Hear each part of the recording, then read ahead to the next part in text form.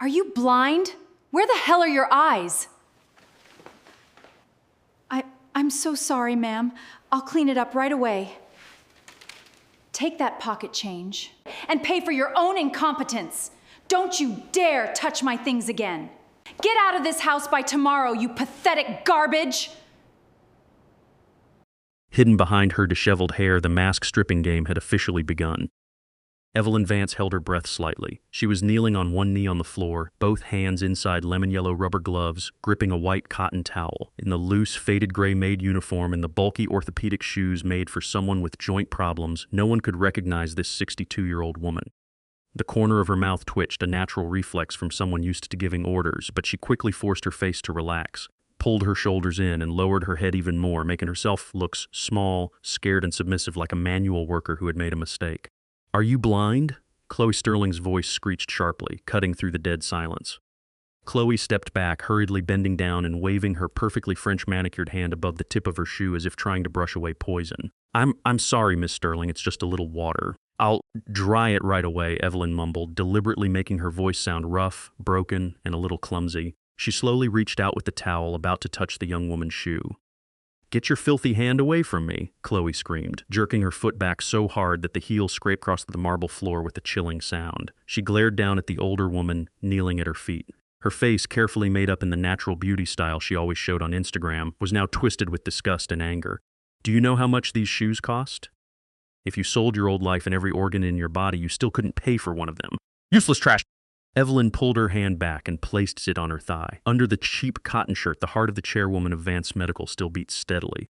There was no panic, only a cold calculation moving quietly inside her.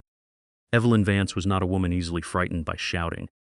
She had built a medical technology empire with her own hands from a leaking garage outside Boston, turning it into a NASDAQ-listed corporation with thousands of employees. For 30 years, she had faced the most ruthless financial sharks on Wall Street, cunning politicians, and competitors willing to use every dirty trick. And now she was playing Martha, a slightly hard-of-hearing old maid, so she could personally judge the real character of her future daughter-in-law. She had read the 60-page report sent by the private investigation team last month. Chloe Sterling, 26, called herself a new generation socialite, an influencer who shared upper-class lifestyle content with 3 million followers. But what the report showed was a mess of high-interest loans, credit cards maxed out to buy second-hand Hermes bags, and a family standing on the edge of bankruptcy in Florida. Evelyn did not care about poor beginnings. She herself had once picked up every penny she could. What she hated was fake kindness, status chasing, and the way a person stepped on those weaker than herself to hide her own emptiness. Julian, her son, a brilliant CEO in business but dangerously blind in personal relationships, was being completely manipulated by this girl. Chloe reached into the crocodile-embossed Chanel bag sitting on the quartz kitchen island. She pulled out a stack of small bills, mostly wrinkled 10s and 20s. With a mocking smirk, Chloe swung her hand. Slap. The stack of money hit Evelyn straight in the chest, then scattered across the wet stone floor. "Take these few dirty dollars," Chloe said, crossing her arms, her eyes sweeping over Evelyn's gray uniform. "Use them to pay for your stupidity or buy some brain medicine. Starting tomorrow, I don't want to see your poor old face in this apartment again. Is that clear?" Evelyn stared at a $20 bill floating on the small puddle. Her eyes narrowed slightly. She was memorizing every line of Chloe's arrogant face. She was collecting evidence piece by piece. Right then, the warm, electronic chime from the private elevator sounded. The fingerprint-locked doors slid open, releasing a faint scent of cedarwood cologne into the living room. Julian Vance stepped in. He was 32, tall and broad inside a charcoal gray Brioni suit, but his shoulders sagged slightly from exhaustion. Julian had just spent 14 straight hours in meetings with the Food and Drug Administration, defending the approval path for Vance Medical's newest artificial heart valve device. His eyes were lined with tiny red streaks, his silk tie had been loosened at the collar, and the leather briefcase in his hand seemed heavier than ever. The grand penthouse, designed in a cold, minimalist black and white style, had never felt like a home to him. It was only a place to sleep between meetings, and right now it was falling apart. "What happened here?" Julian frowned, his voice low and rough as his eyes moved over the puddle, the scattered money, the old maid kneeling on the floor, and his girlfriend. The moment Julian's voice entered the room, the air around Chloe Sterling changed in a blink. The twisted rage on her face vanished without a trace. Her shoulders dropped, her hands clasped together in confusion, and a thin mist instantly covered her carefully mascaraed round eyes. "Julian, you're home," Chloe said, her tone shifting from a sharp hiss to soft, trembling, wounded voice. She hurried toward him, her heels clicking across the floor, then rested her head against his broad shoulder. What just happened here? Julian repeated, mechanically patting Chloe's back while glancing down at Martha. He had never really looked closely at the new maid hired through the agency. He only vaguely remembered that her file said she was hard of hearing and needed light work. I was just getting water. Chloe sniffled, wrapping her arms around Julian's waist and burying her face in his shirt. Martha suddenly rushed forward and spilled the whole glass water tray on me. I stepped back in shock and almost slipped and hit my head on the stone counter. I was terrified, Julian. I only raised my voice a little because I was scared, but then she started crying and threw her own money on the floor to make it look like I did something. I don't understand what she's doing. It seems like she's not mentally stable. Evelyn, still kneeling on the floor, slowly raised her eyes. The lie was smooth without one stumble. Excellent victim manipulation skills. She had to admit that Chloe was a real actress. If Evelyn had not been the one hit in the chest with the money, she might have believed this perfect script too. Julian let out a heavy sigh. He rubbed the bridge of his nose, trying to push away the headache pounding through his skull. He did not have enough energy to judge a fight between his girlfriend and a maid at 8 o'clock at night. Martha, he said, trying to stay measured, though the exhaustion in his voice was clear. Are you hurt? Clean this up? If you don't feel well, you can rest tomorrow. Julian! Chloe snapped her head up, her sharp eyes crossing his tired face as her voice rose a tone, still dressed in a spoiled sweetness. You're going to let her stay? She almost hurt me. Look at my shoes. They're completely ruined. They're just shoes, Chloe. I'll have my secretary order another pair for you, Julian replied, gently releasing her. She's old. It was probably just an accident. It's not about the shoes. It's about the safety of this apartment. Chloe insisted, her chest rising and falling. She could not accept that Julian was not fully taking her side. His tolerance toward a lower person made her feel her power was being threatened. Just as the air between them tightened like a string about to snap, a very soft sound came from the sliding glass door leading to the rooftop garden. The soundproof glass door opened. The scent of damp soil, moss, and rare roses suddenly entered the cold penthouse, bringing with it a cool night breeze from the Charles River. Maya Lynn stepped inside. She was 27 with a slim figure in a simple white t-shirt and denim overalls faded at the knees. Her hair was tied up messily with an old plastic clip, showing the back of her neck damp with sweat. In one hand, she held a pair of stainless steel pruning shears. Both hands were stained with plant sap and dark soil, marks that could not be faked by someone who truly worked. Maya was the landscape architect, and part-time gardener Julian had hired to revive the long-dead rooftop garden. She had taken the hard job, working from late afternoon into the night, only to carry the huge hospital debt left by her late father's 4-year battle with cancer. Maya's presence felt completely out of place in this luxury apartment. She did not carry the expensive Baccarat Rouge perfume Chloe wore, and she did not carry Julian's heavy authority. But there was a steady quietness in her. Maya did not speak right away. Her dark eyes took in the whole scene in only a few seconds. The puddle, the scattered bills, Martha's trembling posture, Chloe's anger, and Julian's exhaustion. She gently placed the shears on a small wooden tray by the door. With quiet steps in her worn sneakers, Maya walked straight to the puddle on the marble floor. She did not look at Julian or Chloe. She slowly bent down.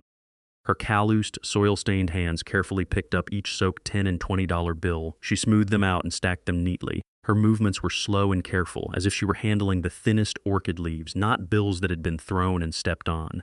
After picking up the last bill, Maya stood. She turned to Chloe, took one step forward, and kept a polite distance. She held the stack of money out to the influencer. I think you dropped this, Mom, Maya said. Her voice was not loud. It held no sarcasm or judgment, only the calm, clear respect of a service worker. Chloe froze. Her eyes locked on the damp bills in Maya's hand, then shifted to the gardener's calm face. A storm of emotions passed through Chloe's eyes. Shame, the feeling of being exposed, and the fire of wounded pride. If Maya had shouted at her, Chloe could have easily played the victim again. But Maya's absolute politeness was like an invisible slap, exposing Chloe's rudeness in front of Julian. I don't need that trash money, Chloe hissed through her teeth, refusing to take it. Who are you to get involved here? Go cut your grass. Maya did not pull her hand back right away. She nodded slightly and placed the stack of bills on the quartz kitchen island right beside the Chanel bag. Yes, Mom. Then Maya turned her back on Chloe's anger. She walked to Evelyn, who was still kneeling. Without hesitation, Maya knelt on one knee in the uncleared water, letting some under her denim pant leg. She reached under Martha's arm and used her strength to help the older woman stand. Careful. The stone floor is slippery, Maya said gently, just loud enough for the two of them to hear. Her calloused hand accidentally touched Evelyn's knee joint. Maya paused for a moment. She noticed the stiffness and swelling through the uniform fabric. Your knee is hurting again, isn't it? Later, sit in the storage room and rest. I brought some herbal muscle balm. I'll finish cleaning this. Evelyn stood steady with the young woman's firm support. She looked up at Maya's profile. From this close, she could see the tired circles under the girl's eyes, but her gaze held a warmth and compassion that could not be faked. In a world where people judged each other by the brands on their bodies, this gardener had noticed an old woman's painful knee. A strange and rare warmth moved through the famous billionaire's chest. It had been a long time since her late husband died, since anyone had treated her simply as a human being who needed help, not as a money-printing machine. "Thank you, Miss Maya," Evelyn whispered, forcing her voice to sound fragile, while the sharp eyes hidden under the wrinkles engraved the name deep into memory. "That's enough." Chloe's shout exploded through the living room, breaking the quiet moment. She could not stand being ignored any longer. Maya's presence, with a calm dignity that did not up the situation, made Chloe feel as if she were being turned into a ridiculous villain in the very territory she was trying to take over. Chloe strode toward Julian. She grabbed his arm, her nails digging into the expensive suit fabric. This time, there was no fake victim act. Her eyes burned with madness and power calculation. "Look at this, Julian. They're working together to humiliate me in your own home." Chloe pointed a trembling finger at Maya and Martha. "A dangerous, senile old woman and a rude little gardener. They bring trash and dirt into this apartment and their attitude is completely disrespectful. I cannot live in an environment like this anymore." Julian closed his eyes. His headache had changed from a pounding rhythm to a constant ache behind his temples. "Chloe, please." "It's late.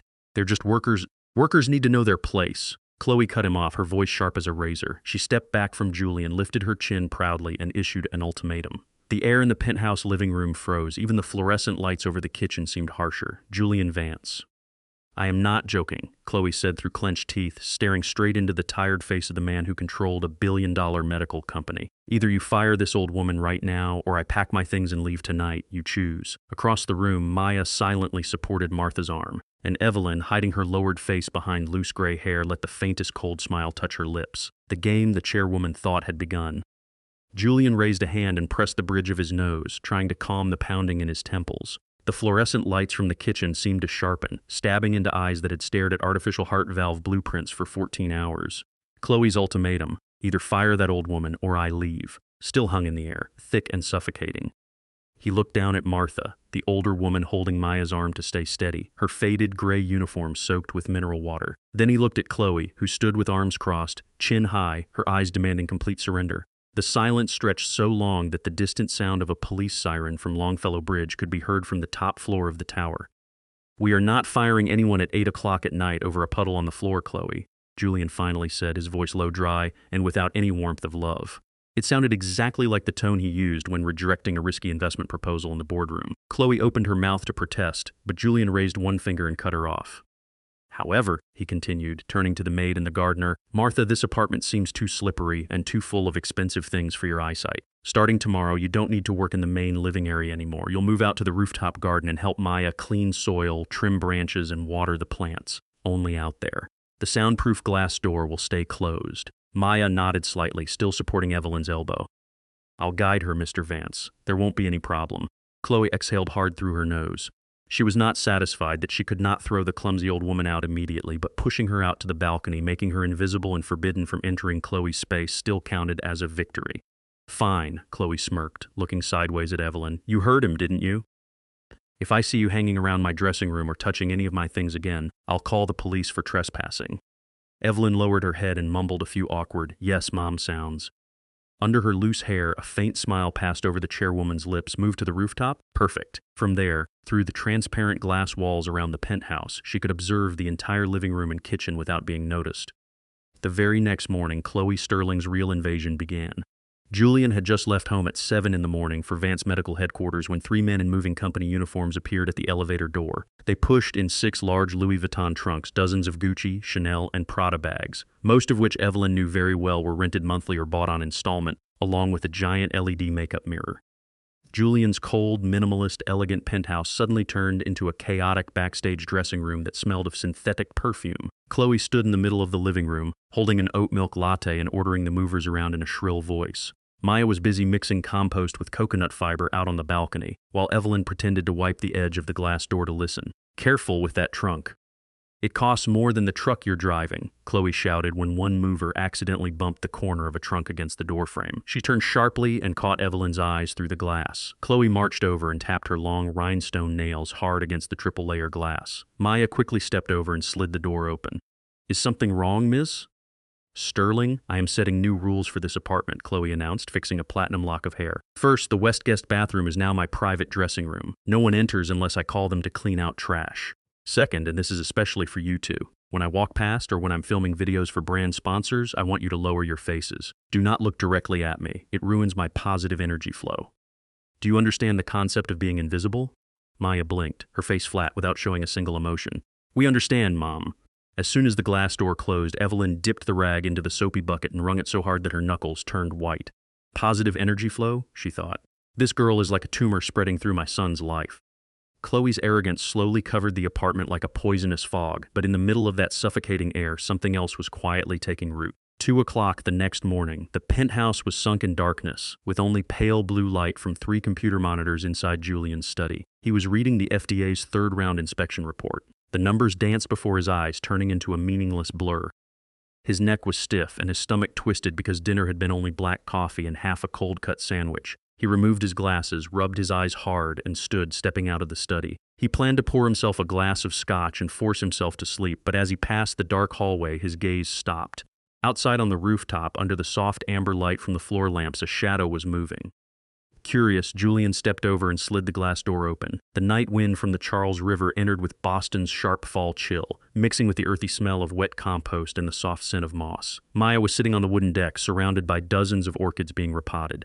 She wore a thin sweater with worn edges, cloth gloves covered in dark soil, and was carefully removing dry roots from a spider orchid. Her focus was quiet and complete. "You're not sleeping?" Julian's low, rough voice startled Maya slightly. She looked up, the light catching a small streak of dirt on her cheek. Unlike Chloe, who always reacted with drama whenever she saw him, Maya only blinked, then calmly returned to her work. "Spider orchids need to be repotted when the temperature is at its lowest, so the roots don't go into heat shock, mister."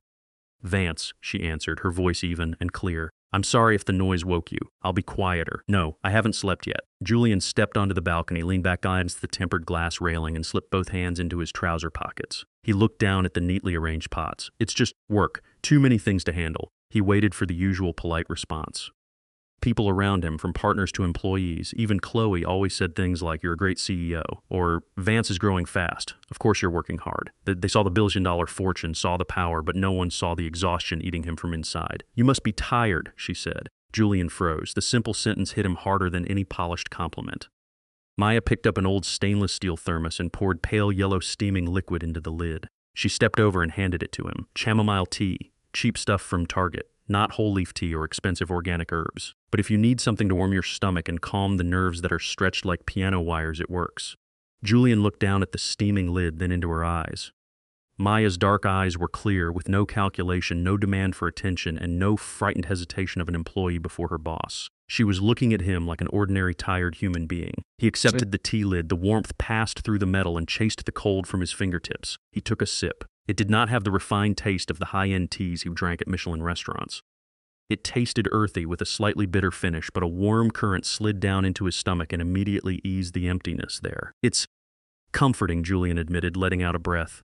"The way you make it feels different. The secret isn't the tea, it's the time." Maya returned to the orchid pot and began filling in compost. Most people steep the bag for 3 minutes and throw it away because they're impatient. But for chamomile to really release its calming oils, you have to steep it for a full 5 minutes in water at 60 degrees, not hotter, not colder. Time decides quality, not price. Julian quietly took another sip. Her words accidentally touched a deeper meaning in his mind. Time decides quality, not price. He thought about the huge amounts he poured into Chloe's credit card every month, about luxury gifts traded for bright smiles and manufactured affection. Then he looked down at Maya's calloused hands, stained by labor, the same hands that had just saved a living plant and given him the only warm drink of his day. "Do you work several jobs at once?" Julian suddenly asked, breaking the silence. "I noticed your file says you're an independent landscape architect." Maya's hand pressing the soil paused for a tiny moment, but she quickly recovered her rhythm. "Yes, landscape design is my passion, but paid garden care is how real bills get paid. Massachusetts General Hospital doesn't accept technical drawings as payment, Mr. Vance." For the first time in months, Julian's heartbeat slowed. The heavy pressure on his chest seemed to lift by half just from standing there, drinking cheap tea and listening to the sound of compost moving through this girl's hands. They said nothing more, only shared the quiet of the night. Between them was a clear line of class and identity. But in that moment, a subtle, unclear feeling was planted, like the roots of the spider orchid quietly holding on to new soil. But that rare peace did not last long. 3 days later, Evelyn decided the first test was over. It was time for a real trial, one that would expose the hungry tiger hiding under a socialite mask. That morning, Julian had gone to work. Maya had half a day off to buy gardening supplies. Chloe was buried in the master bedroom after attending a cosmetics launch party until 3 in the morning. Evelyn carried her cleaning bucket into the guest bathroom, the one Chloe had taken over as her private dressing room. The space was thick with the smell of hairspray. Foundation powder was scattered across the white marble counter, and piles of plastic packaging from designer deliveries lay across the floor. From her apron pocket, Evelyn took out a ring. It was a large teardrop-shaped stone ring, sparkling brilliantly under the LED lights. To the naked eye, it looked like a perfect 3-carat diamond worth no less than $60,000. In reality, it was only a high-quality cubic zirconia, a perfect prop Evelyn had asked her private assistant to buy from a jewelry store in New York for $300. She placed the ring carelessly on the edge of the sink, right beside Chloe's open Gucci makeup bag. In that position, it looked like something someone had accidentally left behind after washing their hands. Then Evelyn quietly withdrew, leaving the bathroom door partly open with only a small crack. She took a dry rag and pretended to clean the mirror at the end of the hallway, while her eyes stayed fixed on the reflection of the doorway. 15 minutes passed. The sound of dragging slippers moved across the carpet. Chloe appeared in a silk robe, her hair messy, her face pale from the wine the night before. She pushed the bathroom door open, yawned widely, and turned on the faucet. In the mirror, Evelyn saw Chloe lower her face to splash water. Then, the moment she lifted her head and reached for a towel, her movement suddenly froze. Chloe's eyes locked onto the ring. Evelyn held her breath and counted each second. The moral test was simple. A normal person who found expensive jewelry that was not theirs in someone else's home would bring it out and ask the owner. But what about a greedy person, someone being choked by credit debt? Chloe slowly lowered the towel. She turned her head and quickly glanced through the cracked door into the hallway. Her face showed hurry and secrecy. Seeing no one, she picked up the ring with 2 fingers. The fake stone's light reflected in her widened, greedy eyes. Chloe bit her lower lip, did not think for even one more second, dropped the ring deep inside the Gucci makeup bag, zipped it shut, and stuffed the whole bag deep into the drawer. Evelyn smiled. The fish had taken the bait, but what Evelyn had not expected was that Chloe's cunning went far beyond greed. Chloe knew that suddenly owning a large diamond ring could be discovered by Julian later if he noticed. She needed a cover, a reason to create a scene, build a fake situation, and at the same time remove the thorn named Martha, who had been irritating her for days. About an hour later, when Julian unexpectedly returned home mid-morning to pick up a confidential file he had forgotten, the incident exploded. Thief. Chloe's scream pierced through the quiet penthouse. She rushed out of the bathroom, her face red, her neatly styled hair now deliberately messed up. Julian, standing at the kitchen island, flipping through documents, snapped his head up. "What is it, Chloe? Calm down." Evelyn was standing near the balcony glass door, holding a mop and pretending to shrink back in fear at the scream. "My bracelet." Chloe gasped, throwing herself at Julian and grabbing his arm, tears filling her eyes, her acting flawless. "The diamond and emerald bracelet my grandmother left me. It was always in the velvet box on my vanity, and now it's gone." "Are you sure you didn't leave it at the hotel the other day?" Julian frowned, clearly not wanting to be pulled into another exhausting drama. "No. I saw it this morning," Chloe insisted, her voice sharpening. Then, without hesitation, she spun around and pointed her long, bright red finger straight at Evelyn's face. It was her. She was the only one lurking in the hallway and taking out trash near my bathroom all morning. "That wretched old woman stole it." Julian froze. "Chloe, you can't accuse someone for no reason." "No reason? You think an old maid living on a few dollars wouldn't get greedy when she saw jewelry worth tens of thousands?" Chloe hissed, cruelty squeezing her voice. She strode toward Evelyn, her eyes glaring like she wanted to devour her alive. "Call security up here right now, Julian. I want all her bags and her body searched immediately. Otherwise, I'm calling the Boston Police Department myself." Under the trembling disguise, Martha's hand tightened slightly around the mop handle. Her cloudy eyes quietly passed over Chloe's aggressive face. "Search me?" Evelyn thought, her heartbeat frighteningly steady. "Fine, girl. Keep digging your hole a little deeper. There will be no search, Chloe." Julian's voice rang out flat and cold like a surgical blade. He closed the company laptop with a hard snap, cutting through Chloe's fake sobbing. He stepped forward and took the phone from her hand. The hallway security camera clearly shows Martha only taking trash to the end of the hall and wiping the outside glass. "She never crossed the threshold of your bathroom, not even half a step," Julian said, his eyes fixed on his girlfriend's face as she tried to twist it into innocence. "If you want to call the police, go ahead. But Vance Medical's lawyers will not handle a worker defamation case just because you forgot where you threw your jewelry after a drunken night." Chloe opened her mouth to argue, but when she saw the blue vein pulsing at Julian's temple, she wisely closed it. Outside on the balcony, Evelyn silently continued wiping the glass. Under the rubber gloves, the billionaire's fingers lightly tapped against the aluminum frame. "First test. Complete failure, Miss Sterling." Chloe's smooth lying and her cruelty in blaming someone weaker had gone beyond Evelyn's limit. But Evelyn knew that for Julian to truly wake up, he had to taste that falsehood himself in the smallest details. The next day, sensing that the air between her and Julian had reached a freezing point, Chloe changed tactics. She began playing the role of a gentle, sacrificing woman of the home. At 6:30 in the evening, when Julian stepped out of the elevator into the penthouse, the smell of garlic butter and rich black truffle immediately caught his attention. 3 Joe Malone candles were lit on the marble dining table. In the center were 2 handmade ceramic plates, golden seared scallops with lemon sauce, and a steaming portion of mushroom risotto. Chloe stood by the kitchen island, wearing a seductive wine-colored satin silk dress, with a thin white lace apron loosely tied around her waist as decoration. She smiled and stepped forward to take Julian's suit jacket. "Surprise! I know you've been so stressed with the FDA these days," Chloe said, lovingly stroking the collar of his shirt. "So I decided to cook for you myself. I learned this risotto recipe from an Italian chef. I stood there stirring the pot for 3 hours just so the rice could absorb the broth evenly."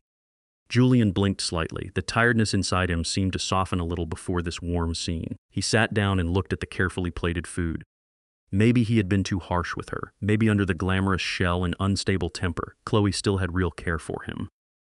"It looks wonderful," Julian smiled faintly and picked up his fork. Just as Julian's fork was about to touch the scallop, the secondary kitchen door opened. Martha shuffled in with heavy steps in her orthopedic shoes, holding a stack of flattened cardboard boxes to take out to the trash chute in the hallway. As she passed the dining table, her heel seemed to accidentally catch on the edge of the rug. A thin white piece of paper slipped from her apron, floated through the air, and landed perfectly on the oak floor right beside the tip of Julian's Oxford shoe. "Oh, I'm sorry, sir. Miss Sterling's trash. I must have picked it up by mistake," Evelyn mumbled, clumsily bending down to grab it. But Julian was faster. He bent and picked it up. It was not scrap paper. It was a thermal receipt printed on expensive paper, with the logo of Le Bernardin, one of the most expensive French restaurants 6 blocks from the building, embossed at the top. Julian's eyes quickly scanned the bold lines: 2 box-seared scallops with lemon butter sauce, 1 black truffle mushroom risotto, 180 special request, packed in unplaid plastic containers, packed in unlay 4 to 5 p.m., card name, 5 Low Sterling. The air in the dining room suddenly ran out. The soft jazz from the ceiling speakers became strangely ridiculous. Julian looked up. His eyes moved from the receipt to the food, then stopped on Chloe's paling face. The whiteless apron on her body now looked like a cheap costume. 3 hours stirring the pot? Julian repeated her words, his tone frighteningly flat. He gently placed the receipt on the table beside the burning candle. "Did they deliver it to the back door, or did you drive over and pick it up yourself, Chloe?" Julian. Chloe stammered, her nails digging into the tablecloth. "I really meant to cook, but the gas stove broke. I didn't want you to come home without a perfect dinner. Our kitchen uses induction, not gas." Julian stood and dropped the fork onto the plate with a sharp clink. Gray disappointment covered his eyes. He was not angry because she had bought restaurant food. He made enough money to eat at that restaurant every day. He was angry at the shameless lie, at the sacrificing woman performance staged only to manipulate his emotions. "I'm going to shower. You can eat." Julian turned and walked away without looking back at the expensive scallops growing cold. Evelyn held the stack of cardboard and walked into the hallway with her head lowered. When the heavy wooden door closed behind her, the corner of her mouth curved into a satisfied smile. Micro payoff number 1 delivered. The next morning, the rooftop garden welcomed rare bright autumn sunlight in Boston. Maya was kneeling on the wooden decking, carefully using a soft brush to dust an old bonsai tree. Evelyn sat on a low wooden chair not far away, picking dry leaves into a sack. Maya paused and stretched to loosen her tight muscles. She reached into her worn backpack and pulled out a thermos and a thick sketchbook with frayed edges. "Would you like some ginger tea? I made it this morning." Maya poured a full lid and handed it to Martha with both hands. "Thank you, dear." Evelyn took the tea lid, the warmth spreading through her gloves. She glanced at the open sketchbook on Maya's lap. The pages were full of technical drawings, sharp architectural lines, and neat handwritten notes. It was completely different from ordinary decorative flower sketches. "What are you drawing?" Evelyn asked, deliberately using the curious voice of an old woman who knew nothing. "It looks like a park." Maya smiled, a bright smile from deep in her eyes, washing away her usual tiredness. She turned the notebook so the old woman could see more easily. "Yes, it's a park. I call it the Sensory Garden. I'm designing an ecological project made especially for children with disabilities." Evelyn frowned slightly, her real attention awakened. She set the tea lid down. "For children with disabilities?" "Yes." Maya's slender soil-marked finger moved across the page, pointing to each area. "Do you see these flower beds? They're raised exactly 80 centimeters, the right height for children in wheelchairs to reach. The paths are made from recycled rubber, so they won't slip and can absorb impact. And this corner is a tactile garden with plants like lamb's ear and lavender, so visually impaired children can feel them by touch and smell." Maya turned to the next page and pointed to a small fountain designed without steps around it. "My dad, in the last years of his life, he had to use a wheelchair. He always complained that Boston's parks were beautiful, but he could only look at them from far away. He couldn't touch the water in the fountain or pick a leaf by himself. I want to create a place where no one is left behind, a place where nature belongs to everyone. Evelyn Vance, who had listened to thousands of funding pitches from the best Harvard and MIT students, suddenly felt her chest tighten. She looked from the sketches, with their perfectly precise technical details, to the passionate bright eyes of the gardener carrying a huge debt. This was not empty dreaming. This was a strategic vision. It combined strong architectural skill with real compassion. This girl was not just kind. She had the talent and determination of someone who could build the future. A true rough diamond, Evelyn thought. And my son is rushing straight toward a pile of cheap artificial glass. The contrast between the diamond and the pile of glass became even more absurd that same afternoon. Chloe was lying on the living room sofa, eating grapes while speaking loudly on the phone with a friend from her socialite circle. Oh, of course! Boston Elite magazine posted it this morning. Did you see the orchid pots and the hanging garden structure? I designed and planned the whole thing myself. Julian is obsessed with my taste. He said this penthouse feels alive again because of my hands. Outside on the balcony, Evelyn was cleaning the glass. She heard every shameless lie Chloe said. She looked through the window and saw Maya silently carrying heavy pots of soil into the corner. Maya had definitely heard it too, but she only bit her lip, said nothing, and kept working for her low pay. Evelyn narrowed her eyes. You want to steal someone else's work to polish your name? Let's see how long you can do that.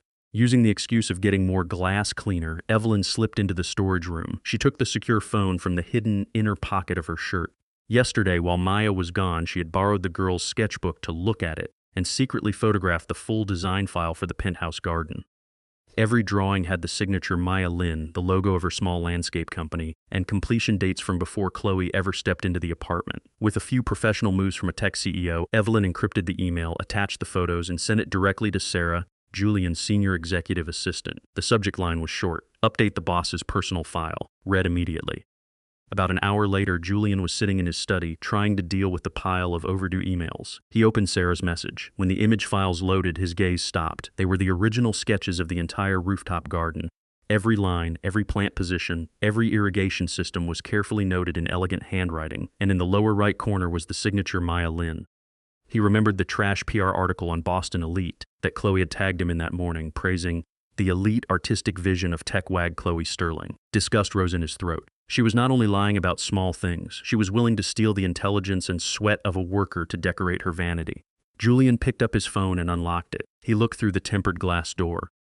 Maya was standing on a small ladder trying to tie up the bending branch of a pure white moth orchid. Her thin back was soaked with sweat under the t-shirt, but her movements were gentle as if she were caring for a living soul. He opened the chat with the number he had saved only as Gardner. Julian, the white orchid pot in the northwest corner, its branch looks a little bent. Is it damaged?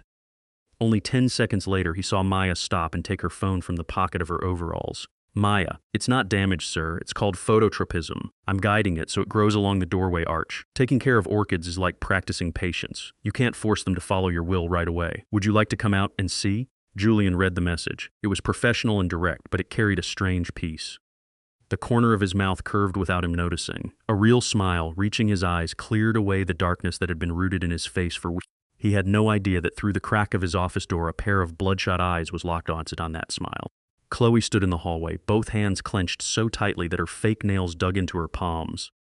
She had been about to ask Julian to go shopping to smooth over the dinner incident from the night before, but what she saw instead was a smile he had never once given her since they officially moved in together. A few days later, the grand ballroom of the Fairmont Copley Plaza Hotel was lit by 6 giant baccarat crystal chandeliers, spreading a golden, glittering, overpowering glow. Navy satin ribbons, the main color of Vance Medical, were draped across white marble columns. The sound of violin from the string quartet mixed with the sharp clink of crystal champagne glasses and carefully calculated social laughter. The air was thick with Tom Ford perfume, black truffle from appetizer trays, and the smell of power. This was the biggest annual gala of Boston's elite, where contracts worth tens of millions of dollars were closed with careless handshakes between medical tech investors, politicians, and top hospital directors. Standing in the center of the VIP hall, right beside the display model of the newest artificial heart valve, Chloe Sterling took a sip of Dom Perignon. She wore a bright red Oscar de la Renta mermaid gown. It was rented from a luxury fashion service in New York, but it fit perfectly around her altered curves. Her platinum hair was pinned high, showing off a fake ruby necklace sparkling under the lights. Chloe was at the peak of self-satisfaction. Tonight was the night she was scheduled to officially meet Evelyn Vance, the legendary chairwoman, her future mother-in-law whom she had never met. Chloe had practiced her speech in front of the mirror dozens of times. She would appear sweet, educated, the perfect future daughter-in-law from the new upper class, ready to stand beside the Vance empire. "Mrs. Sterling, your dress is stunning." The wife of a state senator who smiled as she approached and lightly touched her champagne glass to Chloe's. "Julian has excellent taste. You must be very proud of him tonight." "Oh, thank you." Chloe smiled brightly, her voice sweet as honey. "Julian has been working so hard, but behind every successful man, there has to be a woman who knows how to manage a home. I only try to make sure he has a peaceful place to return to after those stressful FDA meetings." While Chloe was busy weaving a picture of the perfect family in front of the elite, beneath the marble floor where she stood, a completely different scene was happening. The B2 basement of the hotel was the logistics prep area. There were no crystal chandeliers, only cold, pale light from industrial fluorescent bulbs on a bare concrete ceiling. The air was thick with the smell of cleaning chemicals, damp soil, and the skin-cutting cold from food cooling rooms. Maya Lin stood before a long row of stainless steel tables, surrounded by dozens of plastic buckets full of white roses, moth orchids, and decorative greenery. She wore a simple black long-sleeve shirt, dark khaki pants, and a canvas apron with many small pockets filled with scissors, floral wire, and wax tape. Maya had been urgently hired at the last minute by the event team for a cheap rate to repair all the floral arrangements damaged during transport. She had been standing there for 4 straight hours. Her fingers were red and numb from constantly dipping them into buckets of ice water to keep the roses from opening before the event began. A few steps away, Evelyn was still disguised as Martha, wearing the faded gray maid uniform and bulky orthopedic shoes, sitting on a folding plastic chair. She pretended to pick fallen leaves into a black trash bag. The organizers had not questioned it when Maya asked to bring an older helper, because they were too busy to care about the people down in the basement. Maya cut the stem of a white orchid at an angle and carefully placed it into the soaked floral foam. She stopped, wiped the cold sweat on her forehead with the back of her hand, then turned toward the old woman, trembling as she picked leaves. "Martha, sit closer to the heater," Maya said, stepping over to take her worn old wool coat from the back of a chair and carefully draping it over Evelyn's thin shoulders. "It's very cold down here. Your knee will swell again. Leave this trash for now. I'll clean it all up later." Evelyn looked up.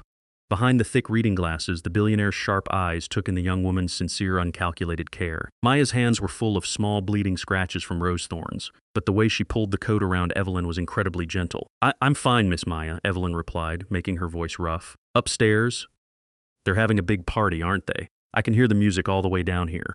Maya smiled softly and turned back to the centerpiece. "Yes, it's a whole different world up there, a world of custom suits and dresses that cost as much as a year of rent for people like us. But our job is to make sure their flowers are perfect, even if they never notice who arranged them." The sentence held no bitterness, only the calm truth of workers used to being invisible in society. Evelyn's chest tightened slightly. She had spent her life building Vance Medical with the dream of creating devices that saved human lives. But somewhere in the dark corners, she knew her empire also fed arrogant people like Chloe, people who only enjoyed comfort and stepped on the bleeding hands quietly serving them. "Miss Maya," Evelyn slowly stood and patted imaginary dust from her gray apron. "May I go to the restroom for a moment? The coffee down here is upsetting my stomach a little. Be careful." "Go down this hallway and through the red double doors," Maya reminded her, not forgetting to tuck a small pack of tissues in Martha's apron pocket. Evelyn nodded and shuffled away from the prep area, but as soon as she disappeared behind the red double doors, the chairwoman's steps changed. Her back straightened. The clumsiness vanished, replaced by the calm, calculating steps of a hunter preparing to cast the final net. She did not head toward the employee restroom. Evelyn walked straight into the service elevator, swiped a powerful black access card she had hidden on her body, and pressed the button for the second-floor VIP gala lobby. When the metal elevator doors opened, Evelyn saw a sea of glittering jewelry, manufactured smiles, and fake clinking glasses. She took a deep breath and calmly stepped onto the thick Persian carpet in her rough-made uniform. Martha's appearance was like a drop of black ink falling onto an expensive silk painting. The contrast was almost absurd. Around her, upper-class guests began to move away. They did not shout, but irritated side glances and disgusted wrinkling noses spread. To them, a cleaner in a gray uniform walking through the VIP area was an unacceptable system error by the hotel. Evelyn calmly walked through the crowd, pretending to hold a small cleaning cloth as her eyes quickly scanned the guest groups, and then she saw her target. Chloe stood beside a giant rose arch, tilting her head with a delicate laugh as she spoke with the director of a major investment bank and his wife. Evelyn deliberately walked closer, passing right behind Chloe and lightly brushing her shoulder against the fabric of Chloe's gown. "Oh my God," Chloe startled and quickly turned around, one hand over her chest to protect the expensive dress. The complaint that was about to leave her mouth suddenly froze in her throat. Chloe's carefully mascaraed eyes widened so much they seemed ready to pop out. Her expensive foundation could not hide the paleness spreading fast across her face. "Martha?" Chloe hissed, not loudly, but full of horror and anger. She stepped back half a step, nearly stepping on the bank director's foot. A maid, a clumsy, dirty old woman from Julian's penthouse, was standing in the middle of the most important party of Chloe's life. How did she get in? Why was she here? The question spun in Chloe's head, but the biggest fear covered everything. This old woman's presence would stain the perfect image Chloe was trying so hard to build. What the hell are you doing here?" Chloe hissed through her teeth, stepping forward and gripping Evelyn's uniform sleeve, trying to drag her behind the flower arch and out of the other guest's sight. Her fake nails dug through the cheap fabric. I'm cleaning."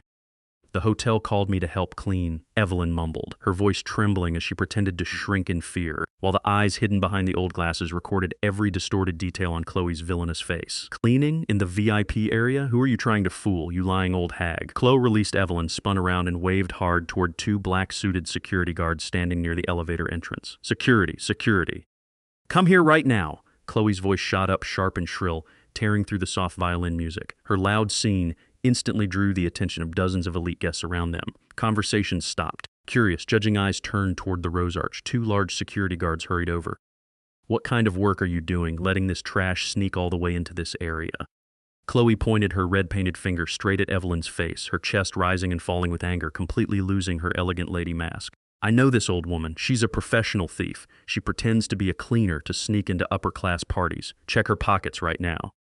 "I'm sure she's already stolen a few wallets or watches from the guests, Chloe," the bank director's wife said awkwardly, stepping back a little. "Are you sure? She just looks like a regular worker." "I'm absolutely sure," Chloe declared loudly, turning toward the crowd to prove she was in control. "She used to work for me and stole my jewelry. I am protecting everyone's safety here." "Hold her and search her now." The security guards looked at each other, then moved toward Evelyn. One reached out and grabbed her thin arm. "Mom, we need you to cooperate and come with us to the security room. We need to check." Evelyn did not resist. She let the big guard pull her one step forward. Her head lowered slightly, but the corner of her mouth lifted faintly. Public humiliation, groundless accusation, using power to pressure the weak. Everything had reached its peak. The character test had produced a rotten final result. Right then, a loud sound came from the end of the hallway leading to the service elevator area. A stainless steel cart carrying the central floral arrangement was pushed so hard it hit the door frame. Maya, still wearing her sweat and soil-stained long-sleeve shirt, rushed out breathlessly.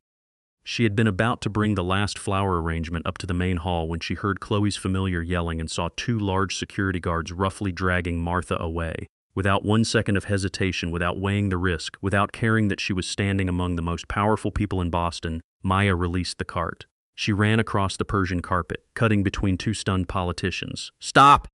Let go of her right now." Maya's voice was not shrill like Chloe's, but it carried incredible inner strength, clear and firm. She rushed forward, using her thin body to step between the security guard and Evelyn. With a fast, clean movement, Maya knocked the man's arm away from the old woman. She reached back, wrapped an arm around Evelyn's shoulders, and pulled her behind herself. The crowd murmured in shock. A lowly gardener was openly challenging security at the Vance Medical Gala. "You again?" Chloe hissed, her face twisting with hatred. Maya's appearance poured more oil onto the jealous fire, burning in Chloe's mind. Two pieces of trash together. Are you trying to play hero and save this old thief? Or are you her accomplice? She didn't steal anything from anyone, Chloe. Maya looked straight into the socialite's eyes, steady, unblinking, and unmoving. "She came down here to help me with the flowers. She went the wrong way. You have no right to search or insult a woman old enough to be your mother in public like this without evidence." "Evidence?" "Her presence here is evidence of breaking the rules." Chloe stepped closer, pointing straight at Maya's face, so close that spit almost flew. "Who do you think you are, raising your voice here? A debt-buried little gardener paid pocket change to clean dirt for my home. You and this old woman are both dirty, low-class trash. Both of you are officially fired from Julian's penthouse. And right now, I'm sending both of you to jail." Chloe's insults echoed across the VIP hall, so cruel and poisonous that even the proudest guests frowned in discomfort. They might be rich and distant, but screaming about another person's poverty at a charity gala was a serious lack of class. But Maya did not cry. She stood straight, her spine strong like an old tree standing against a storm. She was not protecting herself. She was protecting the dignity of honest workers against the aggression of blind money. "Send us to jail?" Maya gave a faint smile, a sad smile at the hypocrisy of the upper class. She lowered her voice, but it was still loud enough for those nearby to hear. "If the law arrests people for being poor, then we are guilty. But if the law punishes lies, cruelty, and stealing someone else's work, then you are the one who should be worried, Ms. Sterling." Chloe froze for a split second, her pupils shrinking. The memory of the stolen design sketches flashed through her mind and made her panic. Furious at being exposed by someone beneath her, Chloe raised her right hand, about to slap Maya's calm face. A steady hand wrapped in the sleeve of an expensive black tuxedo reached out and grabbed Chloe's raised wrist with enough force to make her scream in pain. Every sound in the VIP hall died at once. The crowd parted like the Red Sea. Julian Vance stood there. His face was cold, his eyes, usually heavy with exhaustion, now burned with an anger that could not be put out. He was not wearing his usual gray suit, but a perfectly fitted black tuxedo, his hair combed back neatly, carrying the absolute authority of a CEO who ran a billion-dollar empire. He looked down at Chloe's wrist trapped in his hand, then threw it away as if tossing aside a diseased rag. Chloe stumbled back, clutching her reddened wrist. In less than a second, her face changed from a beast to a weak victim. Tears filled her eyes as she sobbed. "You came at the perfect time. These two pieces of trash sneaked in here to steal and ruin the party. I was only trying to protect the honor of the Vance family, but this gardener insulted me. Tell security to drag them away." Julian did not look at her, not even once, and Chloe's existence in his eyes was no different from a speck of dust stuck to the bottom of a shoe. His eyes moved across the curious crowd, then stopped on the girl standing in front of the two large security guards. Maya looked at him, not begging for help, only carrying a quiet disappointment. He saw the bleeding scratches on her hands. He saw the old worn wool coat she had placed over the shoulders of the old maid. Then Julian shifted his gaze to the older woman standing behind Maya. The maid in gray slowly raised her head. The whole space was so silent that people could hear each other breathing. At that moment, the ceiling speaker system across the VIP lobby and ballroom sounded with the professional MC clearing his throat, breaking the tight tension. "Ladies and gentlemen, honored guests, investors, and respected partners of Vance Medical." The MC's deep, polished voice spread through every corner. "The most important moment of tonight has arrived. Please turn your attention to the main staircase." Chloe went silent. The crowd's attention was briefly pulled away. Chloe hurried to save her image, quickly wiping the corner of her eyes and smoothing her silk dress. Her future mother-in-law was about to appear. She had to be the first to step forward and greet her to confirm her position. She lifted her chin, prepared a bright smile, and tried to push Maya and the old maid out of view. But Julian stood still. He did not look toward the staircase. His eyes stayed locked on the old maid. He slightly lowered his head, a bow filled with absolute respect, and whispered one word: "Mother." Chloe blinked. She looked at Julian, then followed his gaze. Her ears rang. Mother? Who had he just called mother? The MC's voice over the speakers rose to its peak, clear and full of pride. "Please welcome the woman who created a new era in medical technology, the founder and chairwoman of Vance Medical Group, Mrs. Evelyn Vance." No one came down the red-carpeted main staircase. No powerful lady covered in diamond jewelry appeared under the spotlight. The VIP hall fell into an eerie silence. Behind Maya, the maid called Martha slowly reached behind her neck. She firmly removed the cheap plastic hair clip, letting her carefully styled gray hair fall to her shoulders with quiet power. She reached behind her back and calmly untied the old wet canvas apron. The apron slid to the floor. She picked it up and casually draped it over the shoulder of the security guard standing frozen beside her with his mouth open. Evelyn Vance straightened her spine. With only one movement of her shoulders and head, the clumsy, shrinking old hard-of-hearing woman disappeared without a trace. The air around her changed completely. An invisible pressure, heavy and sharp like a sword, dropped onto the shoulders of everyone nearby. The eyes that had looked dull and cloudy behind the old glasses now flashed with cold, razor-sharp light moving over every face in the lobby. Boston's elite began to recognize her. A few choked gasps sounded. Politicians and bank directors who had barely glanced at her before now turned pale and stepped back, lowering their heads by instinct before supreme power. Evelyn did not care to look at them. She removed Maya's worn wool coat from her shoulders, carefully folded it, and placed it in the young woman's hands with a rare warm smile. "Thank you, Maya. You protected an old woman very well." Maya stood frozen, her dark eyes wide, unable to speak. Then the smile on Evelyn's lips disappeared as she slowly turned. Her orthopedic shoes struck the marble floor with slow, dry sounds, but each step carried the force of a ruler walking toward her throne. She walked straight toward Chloe. The socialite's carefully made-up face had no blood left in it. It was white, wrinkled, and shriveled like scrap paper thrown into ashes. Chloe's high-heeled legs trembled so hard she could barely stand, making her stagger backward. Her mouth opened and closed, but nothing came out except weak choking sounds. Evelyn stopped exactly half a step from Chloe. She did not raise her voice. She did not shout.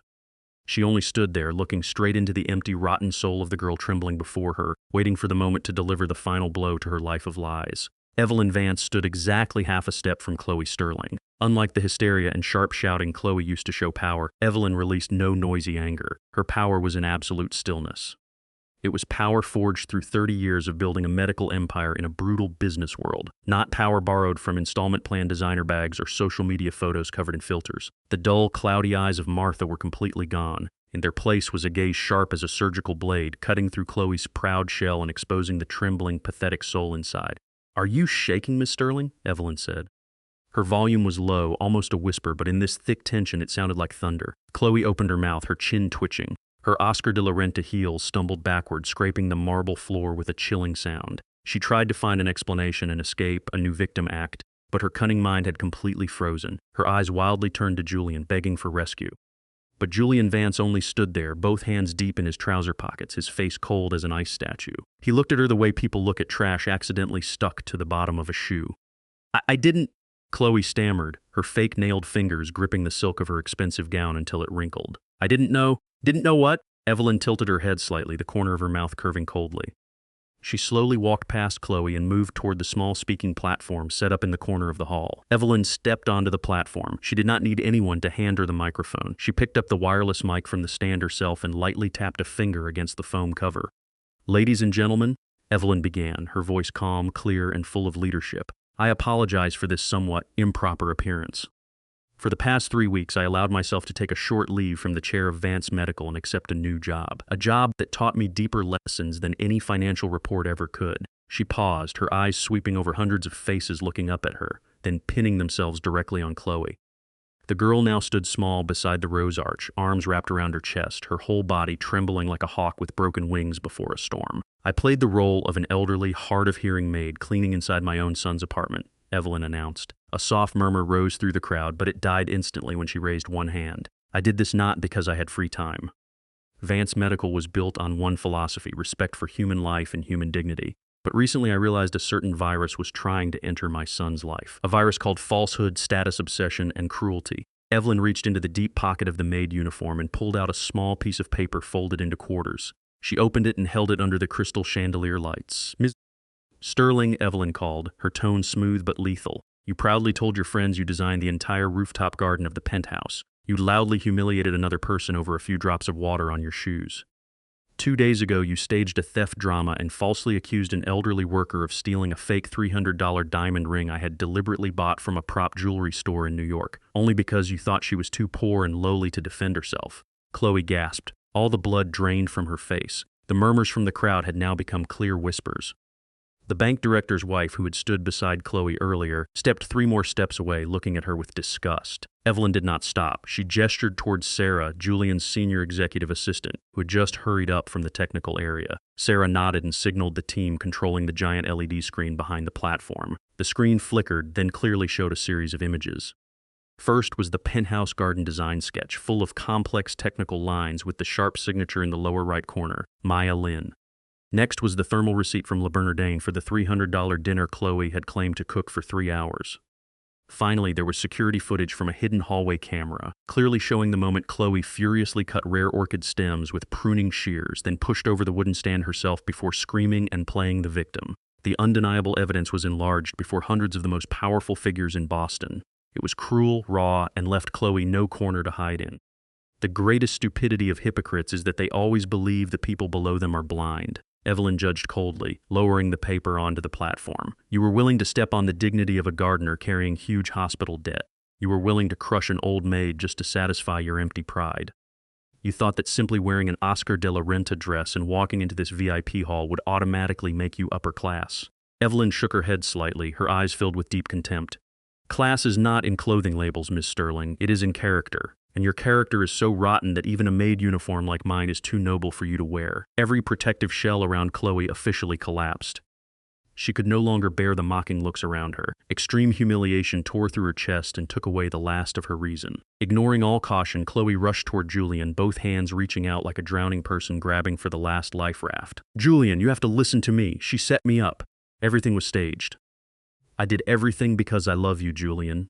Chloe screamed desperately, tears smearing her mascara into ugly black streaks down her pale cheeks. She tried to grab his arm. "You don't love me, Chloe. You only love my Black American Express card and the glow that comes with the Vance name," Julian said, his tone flat and untouched by the emotion of an argument. It sounded like a sentence already decided. "My mother did not trap you. She only gave you a mirror, and you broke it with your own true nature. My patience for you ran out when I saw that restaurant receipt, but I stayed silent to see how far you could fall." He turned to the security team, the 2 large men who had almost thrown Martha out moments earlier. and were now frozen in place, sweating with fear after realizing they had nearly offended the chairwoman. Julian pointed at Chloe and ordered in the voice of a true CEO. You two, later, report to HR and submit written statements for unprofessional conduct. For now, this guest is no longer on the invitation list. Remove her from the building immediately. No! You can't do this to me! Julian! We were about to get engaged! Chloe struggled wildly as the two security guards stepped forward and grabbed her arms. The politeness from earlier vanished. They tightened their grip and forced her to turn around. Let go of me, you dirty dogs! I'll sue you! Chloe shrieked, kicking wildly. The sharp heel of her expensive shoe slammed against the stone floor and snapped in half with a dry crack. She staggered and nearly fell, looking completely pathetic. Take her out through the rear service entrance used for garbage transport, Evelyn calmly added from the platform, not bothering to look at the ugly scene. Avoid dirtying the main lobby. The security team did not hesitate for another second. They almost lifted Chloe up and half-dragged, half-carried her across the long hallway. Her high-pitched crying and cursing grew smaller, then disappeared completely behind the heavy oak door of the service passage. The VIP hall returned to silence. The poisonous, suffocating air that had covered the past few days seemed to be pulled away. Guests swallowed dryly and quickly lifted wine glasses to their lips to hide their awkwardness, silently reminding themselves never to offend a woman named Evelyn Vance. On the platform, Evelyn let out a breath. She removed the microphone from her hand and placed it back on the stand. Then she stepped down, ignoring the elite crowd waiting to flatter her. She walked straight toward the corner of the hallway where Maya still stood frozen. The young woman in the soil-stained shirt and worn khaki pants looked completely out of place among the sea of tuxedos and gowns. Maya's dark eyes were wide and her breathing was still quick after standing in front of Martha to protect her. She looked at the powerful woman walking toward her, her chest pounding. She had openly insulted the CEO's girlfriend and struggled against hotel security. Maya had prepared herself to face a damage bill and a termination letter, but Evelyn was not angry. She stopped in front of Maya. The cold eyes that had crushed Chloe Sterling now melted into warmth, gentleness, and deep respect. Evelyn did not hesitate. She reached out with both hands and firmly held Maya's hands, which were scratched and bleeding from rose thorns. Mom, Mrs. Vance, Maya awkwardly tried to pull her hands back, afraid the dirt and mud on her skin would stain the well-cared-for hands of the chairwoman. I'm sorry for causing trouble. You didn't cause trouble, silly girl. Evelyn held Maya's hands tighter, stopping her from pulling away. Her voice was warm and deep, carrying through the hall as hundreds listened. You did something that dozens of people in expensive suits here were afraid to do. You defended what was right, even when it put you in danger and risked your own livelihood. You protected Martha with your own dignity. Ladies and gentlemen, this is Maya Lin. She is not a part-time florist. She is the most talented, dedicated, and humane landscape architect I have ever known. The reporters in the crowd immediately stirred. Maya stood stunned, looking at Evelyn's profile, her heart racing in shock. And on this occasion, Evelyn continued, on behalf of the Vance Foundation, I officially announce a full $3 million grant for the Sensory Garden Project for children with disabilities in Boston. The complete design of this project was created by architect Maya Lin herself. We are extremely proud to become her only partner in bringing nature to lives that have been left out. The VIP hall burst into waves of applause. There was no more contempt, no cheap side glances. The upper class, always following money and power, now automatically shifted its admiration toward the girl in the soil-stained t-shirt. But Maya was not blinded by the attention. Tears filled her eyes, not because $3 million had suddenly fallen from the sky, but because the dream she had carried for years, the dream born from her late father in a wheelchair, had finally been recognized with absolute respect. Through the applauding crowd, Julian quietly walked forward. He did not care about cameras or congratulations around him. He stopped in front of Maya, close enough for her to smell cedarwood mixed with a hint of mint from his tuxedo. Julian's eyes, tired and dark for months, were now clear. He looked at her, a soft, real smile touching his lips. I'm sorry for this mess, Julian whispered, his warm, low voice only loud enough for the two of them. I let you suffer insults you never deserved. Maya shook her head slightly and pulled one hand from Evelyn's grip to wipe away the tear about to fall. Strength still showed on her delicate face. It's okay, Mr. Vance. Spider orchids sometimes need to go through a harsh frost before they bloom at their best. I just hope you really steeped your chamomile tea for a full 5 minutes these past few days. Julian gave a small laugh. Honestly, I still don't know how to get the temperature right, Julian replied, his eyes holding hers. I think I'll need the chief architect of the Sensory Garden Project to teach me again. Many more times. A long silence stretched between them. A private space formed right in the middle of the noisy hall. The line between boss and worker, between a tired billionaire and a debt-burdened gardener, officially disappeared like fog before sunrise. 6 months later, Julian Vance was kneeling on one knee in muddy soil. He wore an expensive Loro Piana shirt, but both sleeves were rolled above his elbows. His beige khaki pants were covered in dark mud streaks. Sweat dotted his forehead, and a smear of soil marked his left cheek where he had accidentally touched his face. He was wrestling with the large root ball of a purple crepe myrtle tree, trying to fill the gaps with soil. "You can't pound the shovel down like that, Julian." Maya's clear laughter rang from the other side. She wore her familiar denim overalls, her hair tied messily up, and was gently pressing compost around the base of the tree with both hands. "Crepe myrtle roots are sensitive. If you did like that, you'll break the water channels. Press slowly with the palm of your hand." About 20 meters away, under the shade of a newly moved old oak tree, Evelyn Vance sat leaning back on a park bench. She was not wearing the faded gray maid uniform, and she was not wearing the powerful suit of a chairwoman. Evelyn wore a thin cream sweater and comfortable trousers, relaxing her body in the soft spring. In her hand was not a royal British porcelain teacup, but an old stainless steel thermos with a few small scratches on the bottom. It was the same thermos Maya had used to pour chamomile tea for Martha on cold nights on the penthouse balcony. Evelyn took a sip of tea. The chamomile tasted slightly bitter on her tongue, but it flowed down her throat like a warm, peaceful stream. She narrowed her eyes and looked into the distance, where her son was laughing and smearing a little mud on Maya's nose in revenge. A flock of pigeons startled and flew into the deep blue sky. The most profitable investment in Evelyn Vance's 62-year career was not taking her company public on NASDAQ. It was the day she decided to kneel on the marble floor in a maid uniform and choose with her own hands a noble soul from the mud, then plant that soul beside her son's life. She twisted the thermos lid closed, smiled with deep satisfaction, and shut her eyes to listen to the leaves rustling together with the bright laughter of the two young people. In this place there was no arrogance and no lies, only seeds of kindness taking deep root in the earth, rising toward the brightest sunlight.